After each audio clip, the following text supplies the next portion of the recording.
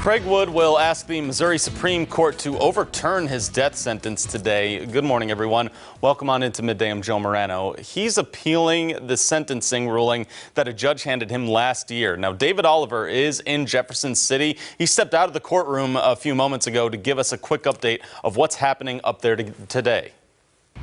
Well, good morning, everybody, from Jefferson City here on the steps of the Missouri Supreme Court building, where today attorneys for Craig Wood will argue before the Missouri Supreme Court, trying to get his death sentence overturned in the case of the kidnapping and rape and murder of Haley Owens. Of course, that happened back in 2014.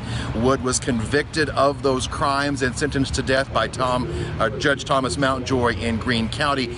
The attorneys for Craig Wood are going to argue here before the Supreme Court during the hearing that's happening, in fact, as we speak, about some of the constitutionality of that sentence.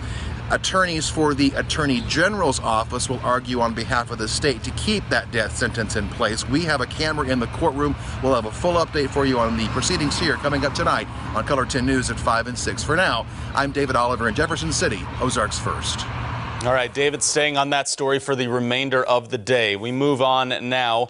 Documents from the U.S. Coast Guard explain why a powerful water bilge pump was removed from duck boats on Table Rock Lake. The Kansas City Star published an article detailing its investigation into thousands of Coast Guard reports on amphibious vehicle regulations. The Star claims Ride the Ducks in Branson asked for the replacement of a water discharging pump with a less powerful one in 2005. The bigger pump was designed for extreme conditions, but the company claimed it was hard to maintain and had limited use. The Coast Guard approved the change, but boats were not to operate on the lake if waves exceeded 2 feet. On the night of the duck boat incident, the waves were nearly 4 feet high. Now, a spokeswoman for Ripley Entertainment says that the water appeared calm when the tour began, plus the company said it complied with all Coast Guard regulations.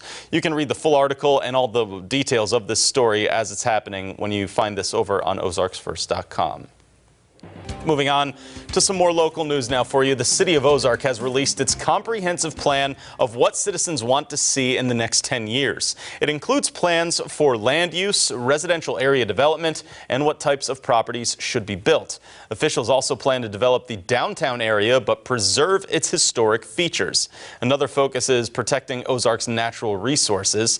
The Ozark School District is also working on its own master plan as enrollment is continuing to increase there. Springfield City Council members resumed its sessions with the approval of multiple projects last night. Plans were approved for a $2 million project on Cherry Street. The street would be widened from Barnes and Oak Grove Avenues. The council also adopted amendments to the Phelps Grove neighborhood plan as part of the city's comprehensive plan, and an application for HUD funding was also approved. The application will seek more than $2 million in funding for multiple projects. Also at council, a measure was approved to allow officers to purchase their guns when they retire from the department if they'd like to. Happening now in Springfield, the Missouri Job Center is hosting a 2-day, one-stop pop-up on Park Central Square. That's where we find Hannah Zettel this morning, live out on the square with more information in case you want to stop by on a nice day like today. Right, Hannah? That's right, Joe. It is gorgeous outside. We do not mind being out here today. The folks are going to be out here from the Missouri Job Center until about 3 today, helping folks. It's a one-stop shop, so anything you would need to get a job, get hired, is going to be out here. They're going to help you. And I'm joined by Catherine from the Missouri Job Center. What are some resources that people can get out here today? Well, of course, we have assistance with resumes. We also help people with job searches, and we're also connecting people with upcoming hiring events that we have in the near future. Right, and they can always stop by the Missouri Job Center for that help, but this is a good, central area for people to come, right?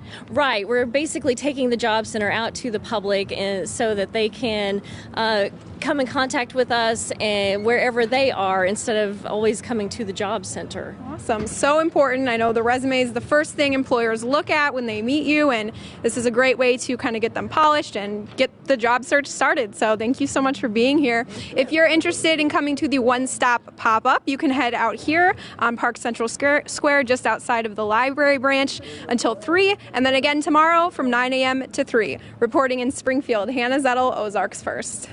All right, thank you, Hannah. Now, if you are looking to go out tonight, perhaps the bowling alley is an option. You can go there and support a good cause. From 6 to 8 o'clock at Enterprise Lanes, the Humane Society of Southwest Missouri is holding its first ever Strikes for Strays event.